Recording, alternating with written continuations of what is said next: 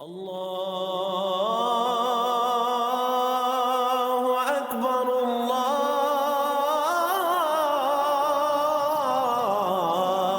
اکبر۔ اعوذ باللہ من الشیطان الرجیم، بسم اللہ الرحمن الرحیم۔ فکر اقبال میں تمام ساتھیوں کو خوش آمدید کہتا ہوں۔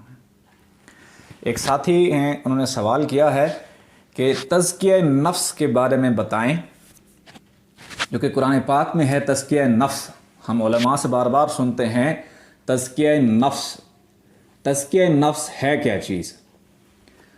تزکیہ نفس ہے نفس کو پاک کرنا۔ جو تزکیہ نفس کو چھوڑتا ہے وہ معصیت میں گھرا رہتا ہے، جو تزکیہ نفس کو چھوڑتا ہے تباہ و برباد ہو جاتا ہے۔ اللہ تعالیٰ سورہ شمس آیت نمبر 9 میں فرماتے ہیں قد افلح من زکاہا، فلاح پا گیا وہ شخص جس نے اپنا نفس پاک کیا، وقد خواب من دساہا، نامراد ہوا وہ شخص جس نے اسے معصیت میں چھپایا۔ اب نفس پاک کرنے کیوں ضروری ہے؟ اور نفس پاک کرنے ایک پروسیس اللہ تعالیٰ نے بتا دیا ہے کہ آپ نے زندگی میں کرنا کیا ہے۔ تزکیہ نفس سے کیا مراد ہے، تزکیہ نفس کس طرح کیا جاتا ہے، اور تزکیہ نفس کے بعد کیا ہے، اللہ تعالیٰ نے وہ ڈیٹیل، ایک اصول، ایک رول، ایک قانون بتا دیا۔ سورۃ الاعلیٰ ہے اور آیت نمبر ہے 14 اور 15۔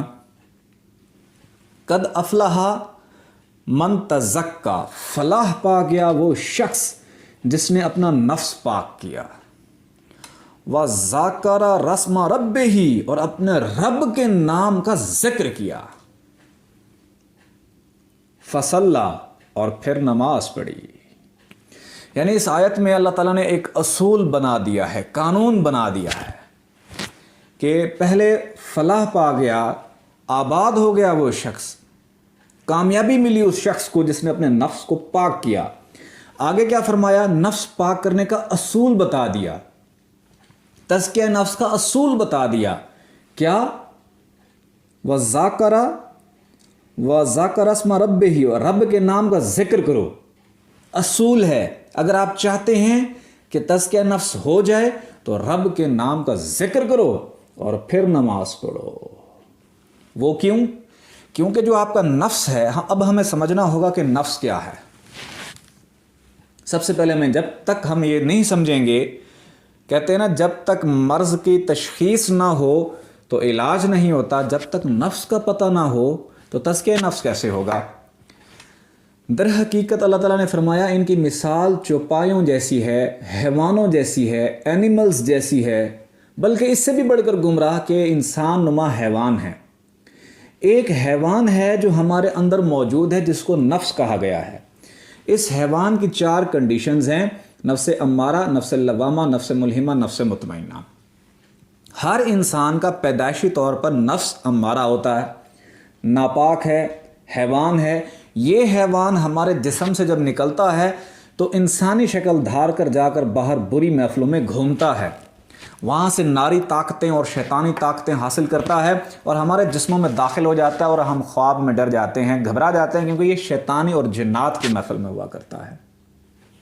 یہ ناپاک ہے۔ جب یہ نفس ناپاک ہے، اگر آپ نماز پڑھیں گے، جب نماز پڑھیں گے، اب نفس کا فنکشن کیا ہے؟ یہ کلام کرتا ہے۔ جب آپ نماز پڑھیں گے، اگر آپ کا نفس ناپاک ہوا، نماز پڑھیں گے تو یہ شیطان سے باتیں کرنا شروع کر دیتا ہے، شیطان سے ہم کلامی شروع ہو جاتی ہے، جس سے آپ کو برے خیالات محسوس ہو رہے ہوتے ہیں دل میں، آپ سوچ بھی نہیں رہے ہوتے، آپ سوچنا بھی نہیں چاہتے، دوسرے کو بتاتے ہوئے شرم محسوس ہوتی ہے۔ وہ کیا ہوتا ہے؟ نفس ناپاک ہے۔ اور اللہ تعالیٰ نے قرآن پاک میں سورہ شمس میں کیا فرمایا کہ بربادی ہے، نامراد ہے وہ شخص جس نے اپنے نفس معصیت کی، نفس کو ناپاک رکھا۔ کامیابی اس شخص کو ہے جس نے نفس کا تزکیہ کیا اور پاک کر لیا۔ اگر یہی نفس پاک کر لیا جائے، پاک کیسے ہوتا ہے؟ رب کے نام کے ذکر سے۔ رب کے نام کے ذکر سے زبان سے پاک نہیں ہوتا، کیونکہ نفس آپ کی باڈی کے اندر ہے، اس کا اثر اس کے اوپر نہیں ہوتا، इंडिपेंडेंट बॉडी आपके हाथ भी नहीं आती। ये पाक कैसे होता है? ये बाहर की चोट लगने से पाक नहीं होता, अंदर की चोट लगने से पाक होता है। हज़रत सकी सुल्तान बाहू रहमतुल्लाह अलैह फरमाते हैं कि इसकी मिसाल ऐसे है जैसे सांप बिल में छुपा हुआ हो, बाहर से डंडे मारोगे और बिगड़ जाएगा, इसको अंदर डंडा मारना पड़ता है। जो जहाँ पे रब के नाम का जिक्र है तज़किया नफ्स के लिए, वो दर हकीकत ज़िक्र कल्बी है। जब बंदा ज़िक्र कल्बी करता है, अल्लाह अल्लाह अल्लाह अल्लाह करता है, तो नूर पैदा होता है। नफ्स की ग़िज़ा क्या है? नार। दिल की ग़िज़ा क्या है? नूर। जब हम कोई चीज़ खाते हैं, क्योंकि ये चीज़ यहीं बोई हुई हैं, यहीं से उगी हुई हैं, तो यहाँ ये इंसान जब यहाँ नहीं आया था इस जहान में, तो उस वक्त जिन्नात रहते थे। ये जिन्नात के मिजाज के मुताबिक यहाँ पर नार ही नार है। जब हज़रत इंसान जन्नत में था तो वहाँ पर फल फ्रूट खाता था, तो जब वो चीज़ें जब यहाँ इस दुनिया में आया तो उस फल फ्रूट जो खाया करते थे आदम अलैहिस्सलाम ऊपर, उसके बीज भी नीचे आ गए। जब बीज को यहाँ बोया गया, यहाँ फ़िज़ा में भी नार, पानी में नार, ज़मीन में नार, तो यहाँ में ज़मीन में भी नारियत जो थी वो फसल में शामिल हो गई। अब हम जो भी खुराक खाते हैं वो कहाँ जाती है? पेट में। पेट में क्या खड़ा है? पेट में खड़ा है नफ्स। ये उसकी ग़िज़ा है, नार। बदबूदार शराब, फास्फोरस, हड्डियाँ और ये बदबूदार किस्म की चीज़ें जितनी भी हैं, ये नफ्स की खुराक है। जो करेंगे ये नफ्स और ताकतवर हो जाएगा, शैतानी कुव्वतें और बढ़ जाती हैं।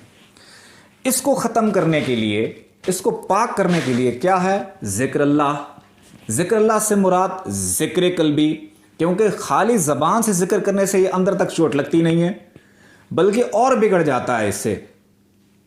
जब कल्ब ज़िक्र करता है, अंदर नूर पैदा होता है। दिल की धड़कन के साथ जब जिक्र करें, ये नूर पैदा करने का जनरेटर लगा हुआ है।